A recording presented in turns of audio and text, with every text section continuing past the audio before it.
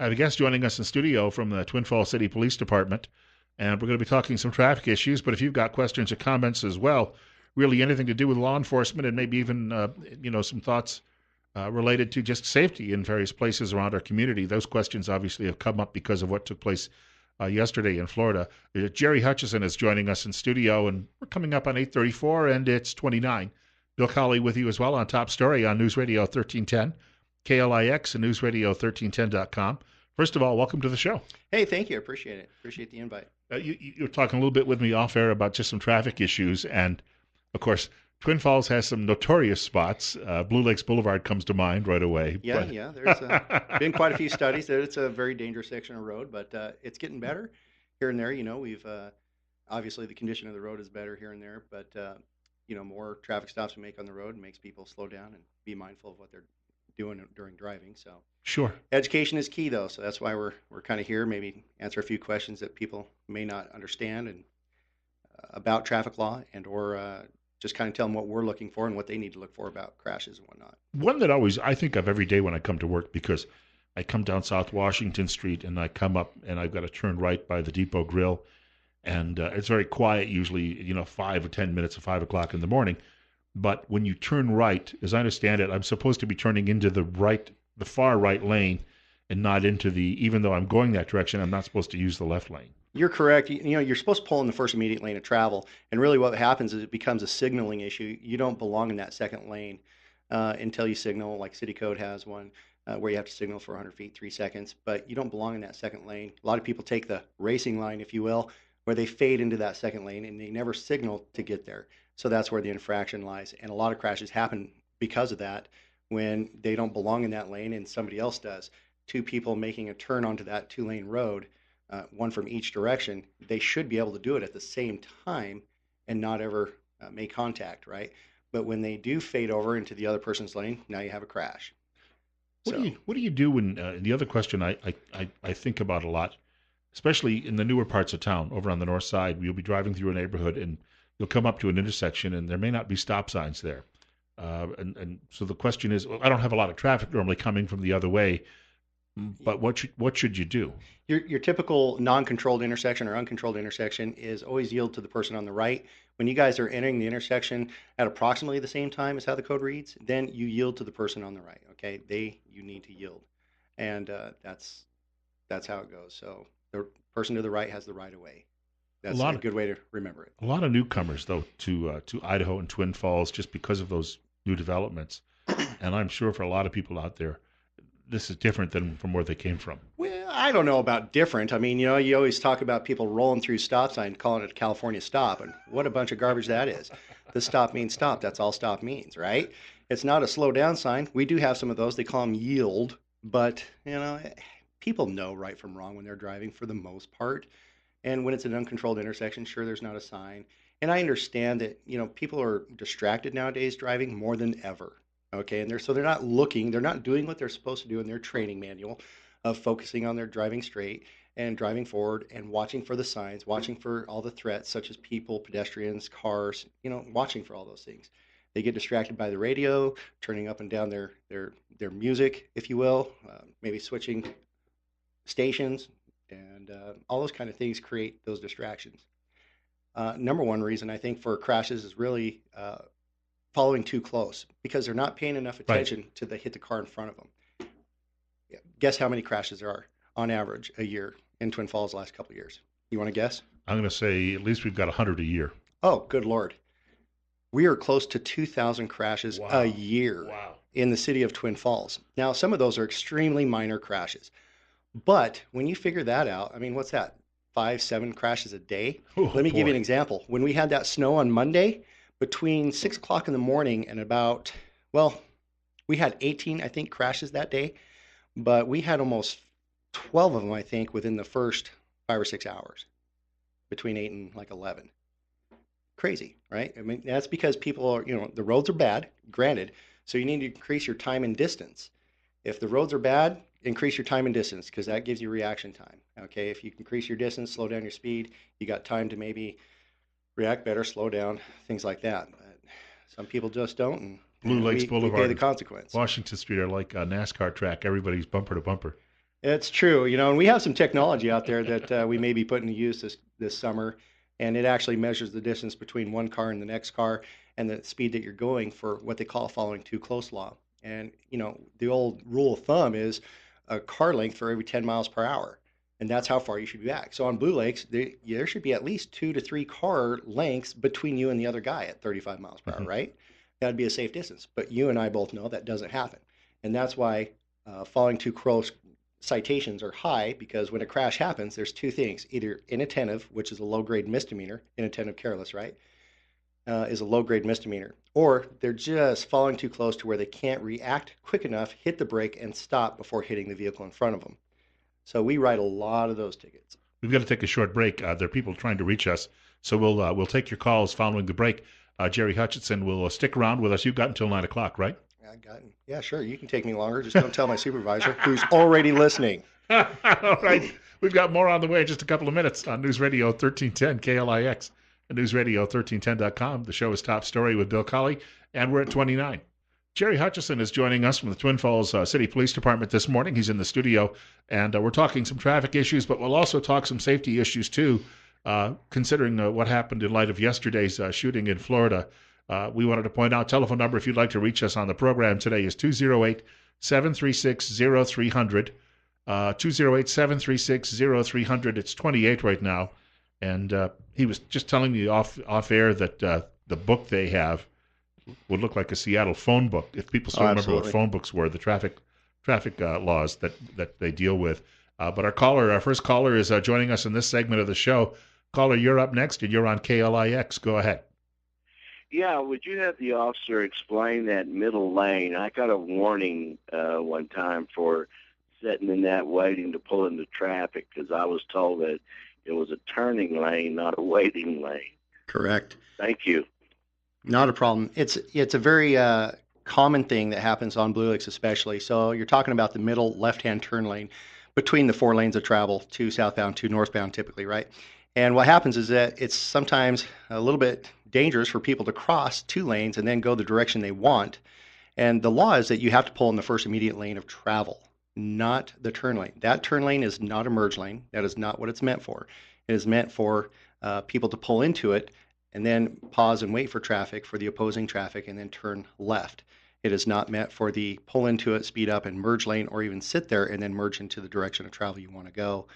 So, I haven't written many citations on it, but should there be a collision in there and you're not conducting the correct movement, you're not in that lane to make a left-hand turn lane, you're possibly going to get a citation for improper lane use because you shouldn't be there. Want to thank him for the call, and our next caller joins us. It's coming up on 8:45, and you're next on KLIX. Go ahead. Good morning, guys. Thanks for coming in this morning. Hey, being a long-haul truck driver and now a regional delivery driver, one of my best defenses is my dash camera that I carry with me all the time. Anytime I'm driving personal vehicle or company vehicle, I've got that dash cam going all the time, not to protect anybody else, but to protect myself for the other idiot drivers that we have. Great call. Yeah, and I love dash cams, and heck, cops even protect themselves with body-worn cameras nowadays because a lot of people think that we're doing something we're not supposed to. So when we actually wear the video and prove it, it just goes a long ways. And video is great evidence. So I've actually solved a lot of crashes and complaints with people's dash cams that say, nope, that's not what happened. Here's what happened. Watch this. And it's great. It's great evidence, and then it's truth. So you can't refute that when you have some truth there. And I had some guy years ago. I was working at a radio station in Delaware, and this guy called me up and claimed that he'd gotten harassed by a police officer at a traffic stop. Must have been me. Yeah, he sent me the video. This is the funny thing. He sent me his own video. He had a cell phone going. And when the officer walks up to the car, he says, the guy in the car driving says, we're taping this. And the police officer says, oh, that's okay. So he's very polite. And I watched the whole video. I called the guy back and said, excuse me, but what are you talking about? He wasn't even upset you were taping him. Yeah. And and sometimes the public perception is a little.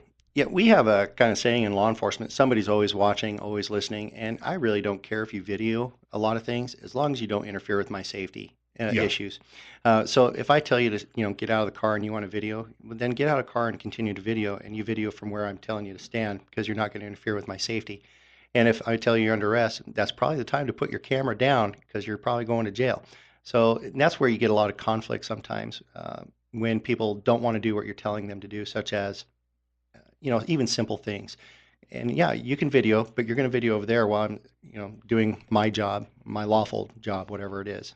And, I've had people at fights, for instance, when you go jumping into a fight and you have 2 or 3 cops there to try and break up a fight, you might have 1 or 2 cops working on the individuals on the ground and another officer just being back security and pushing people back. And yeah, video all you want, but you're going to back up. And if you don't back up, then we have to force you to back up because our safety is paramount to try and solve that problem. I want to thank the caller for chiming in, and we've got another caller looking to reach us. It's coming up on 8:48, and we're at 29 right now on News Radio 1310 KLIX. Caller, go ahead. Hello, my name's Travis Rogers. I drive one of the school buses, and it never happens when they have the flyers that we do for the survey, but I have a lot of people running my stop sign, so I was hoping you could explain to people what exactly will happen to them if a cop sees them running a school bus stop sign. Well, there's a lot of laws involving school buses and the red stop signs, the stop arm, swing arm out, but it is actually a misdemeanor arrest. And the code states that when there is a witness, such as the bus driver, that gets certain information of the vehicle, person, whatever, and he has enough information to articulate some certain facts about the vehicle or person, the officer shall, and that means shall, you will, write a citation to that individual. So if it says a guy that's fairly large, gray hair, and this car comes back to old Bill here, then Officer Hutchinson shows up and say, "Hey Bill, I'm told that you might have ran this past the school bus with red lights on." And Bill says, "No, maybe that didn't happen." Well, I'm going to write you a citation. We're still going to go to court over this. Right. It becomes a misdemeanor that you need to defend yourself in court, and it's about the safety of the children. It's the safety of the community. It's that important that the kids don't get hurt, and that's why those signals are there. Just make sure you don't pass those school buses. We've got to remember the buses have to take special precautions at rail crossings, too. Yeah, they have to stop. Well, they stop before crossing the rail section, and they check both ways, to make sure that it's a safe environment to cross this section or cross the tracks.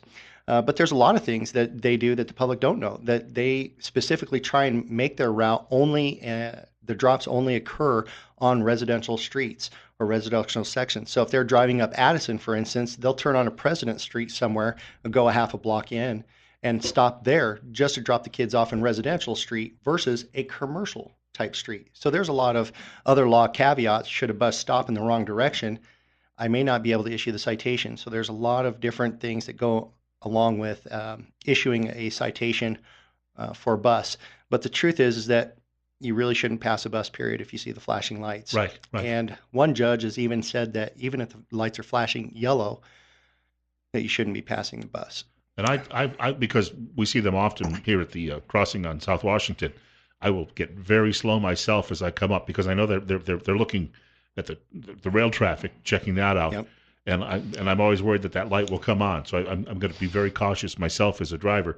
Obviously, there's nothing wrong as a driver with taking, a little bit of that extra caution. Heck no. Extra caution helps save damage and injury, so that's a good word. Our telephone number to reach us is 208-736-0300.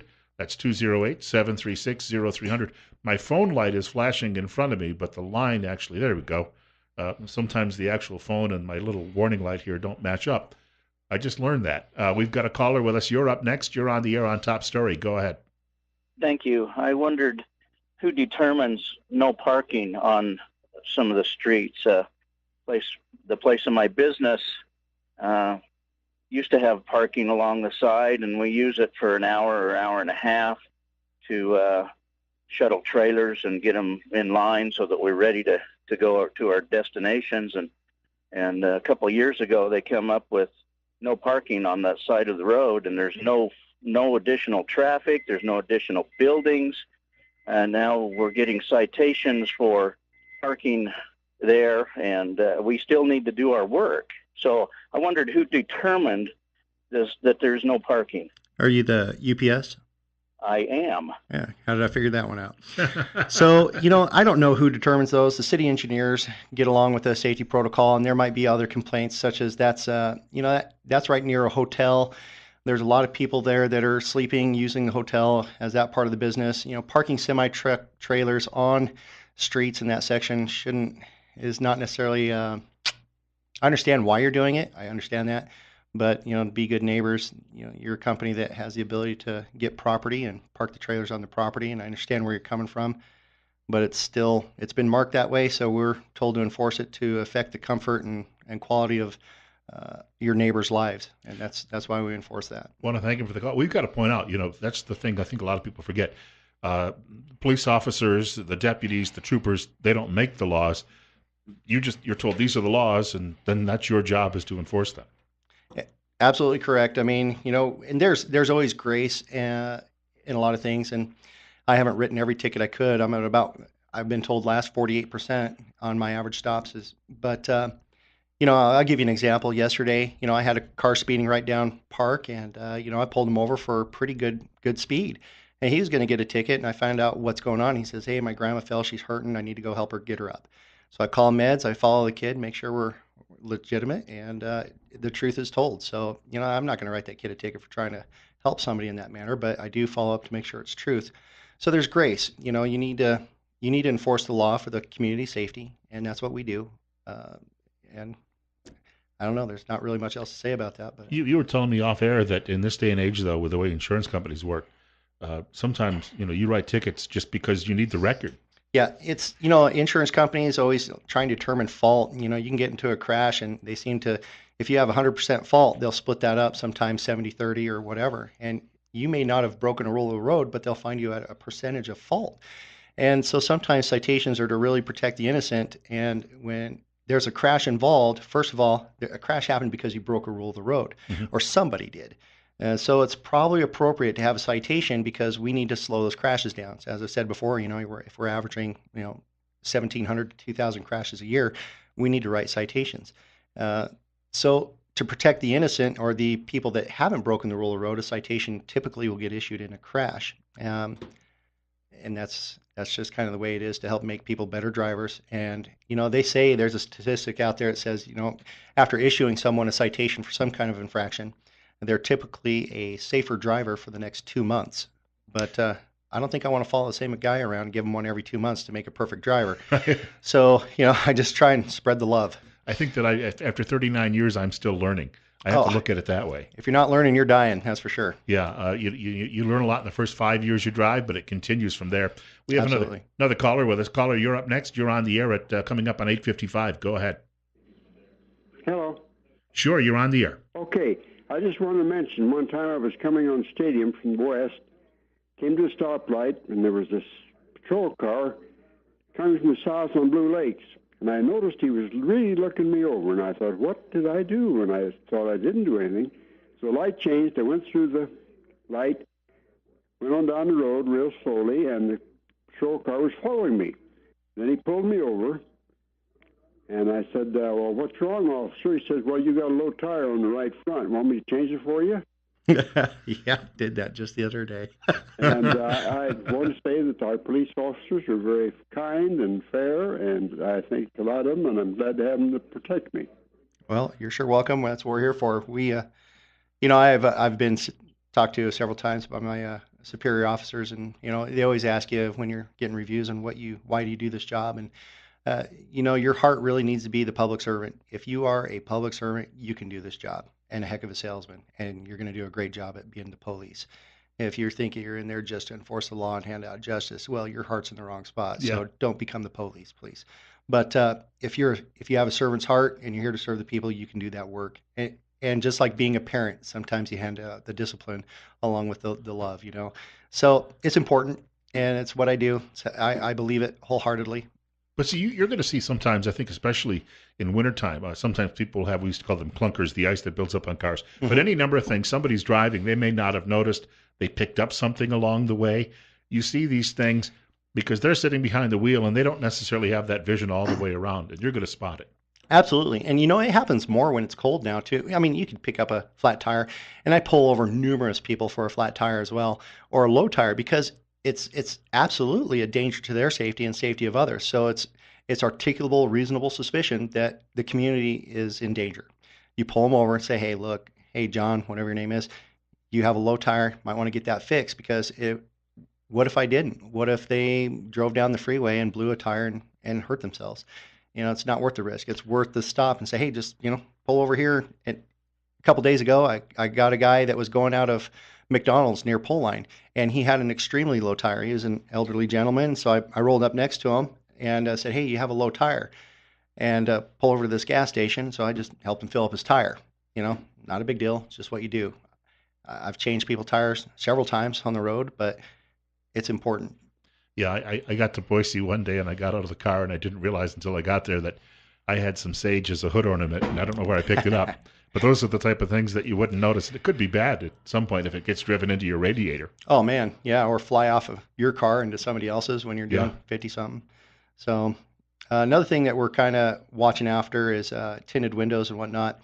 We've had some people injured and a lot of crashes happen because of vision obstruction. So we're really, really watching after excessive tinted windows. And I can explain some of that law, but Idaho law allows you to put 35% tint film on your window. Well, your window's already about 72% light transmission. That's the light traveling through it. So that results, when you put 0.70 times 0.35, you get 0.245 or so. That's 24% light transmission. So that's what a legal standard is in your front driver's side window. So I'd like to encourage everybody to make sure and get that. If you have dark windows, get them checked, get them legal, and because it could save somebody's life or save maybe you getting sued down the road if you're involved in a crash. Because if you have really dark windows, you're technically driving a car illegally on the street. We've got to run on that note, but Jerry Hutchinson, thank you. I think you got to come back sometime because you've got a lot of interest in this topic. Yeah, I got all kinds of things I can say. All right, we've got news coming up next, and then Kelton Hatch will join us from Idaho Fish and Game.